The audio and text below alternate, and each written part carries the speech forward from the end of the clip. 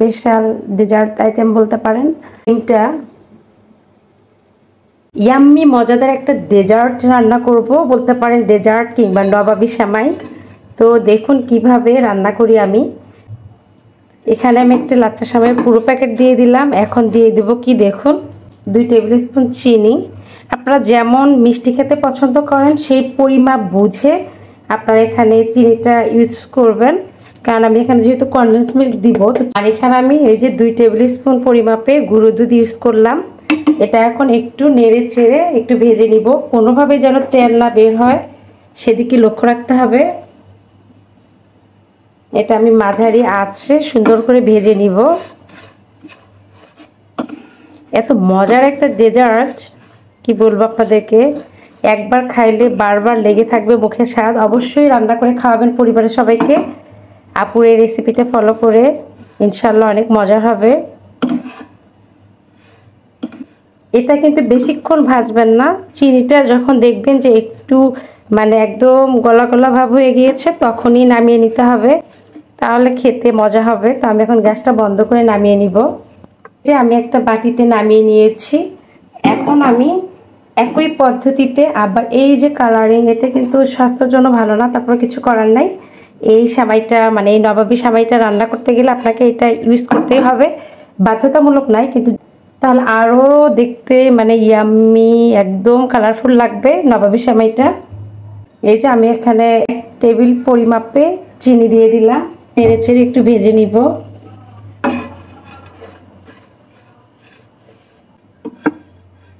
এখানে আমি 1 কেজি দুধ দেখতে পাচ্ছেন 500 গ্রামের থেকেও কম পরিমাপে এটা জাল করে ঠান্ডা করে রেখে দিয়েছি। এখন আমি দিয়ে দিব 2 টেবিল চামচ গুঁড়ো দুধ। একদম দুধটা সুন্দর করে জাল করে আপনাদের অল্প করে আমি যে পরিমাপ বললাম ওই পরিমাপে নিয়ে এসে ঠান্ডা করে মানে একদম নর্মাল টেম্পারেচারে বা ফ্যানের নিচে রেখে আপনারা ঠান্ডা করে নেবেন। তারপরে কিন্তু এই উপকরণগুলো মিশাবেন। এই যে কাস্টার্ড পাউডার 2 টেবিল চামচ। আপনারা চাইলে এখানে কর্নফ্লাওয়ারও ইউজ করতে পারেন, কিন্তু কাস্টার্ড পাউডার দিলে সুন্দর একটা কালার আসবে। আর এখানে পরিশেষে দিয়ে দিব মানে দেখতে পাচ্ছেন আমি নিয়েছি কনডেন্স মিল্ক।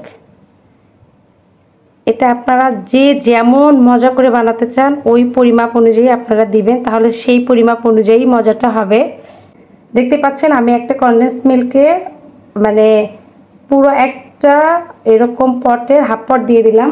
এখন সব উপকরণ ভালোভাবে আগে একসঙ্গে মিশিয়ে নিব, তারপর এটা রান্না করতে হবে। চুলার আঁচটা দিয়ে দিব। এখন আমি চুলাটা অন করে দিলাম।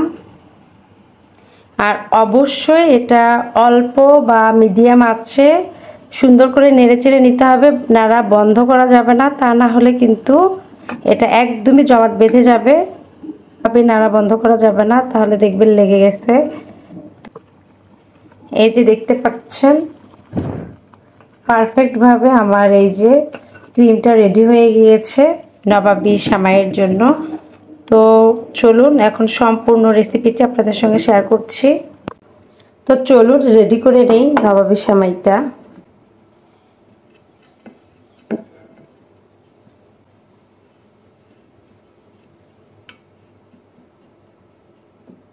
এটা ভালোভাবে চেপে চেপে বসিয়ে নিতে হবে। দেখতে পাচ্ছেন বসিয়ে নেওয়া হয়েছে। এখন দিয়ে দেব ক্রিমটা। ক্রিমটা একটা চামচের সাহায্যে ছড়িয়ে দিতে হবে যেন সব জায়গায় ক্রিমটা যায়।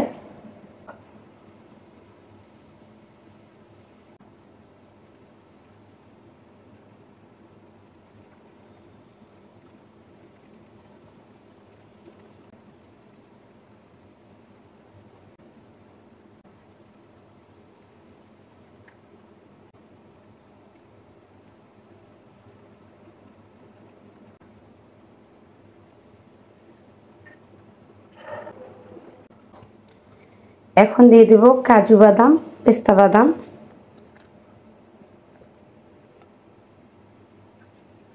নবাবী সেমাই বলে কথা, নবাবী নবাবীতে একটা ভাব থাকতে হবে, তাই না?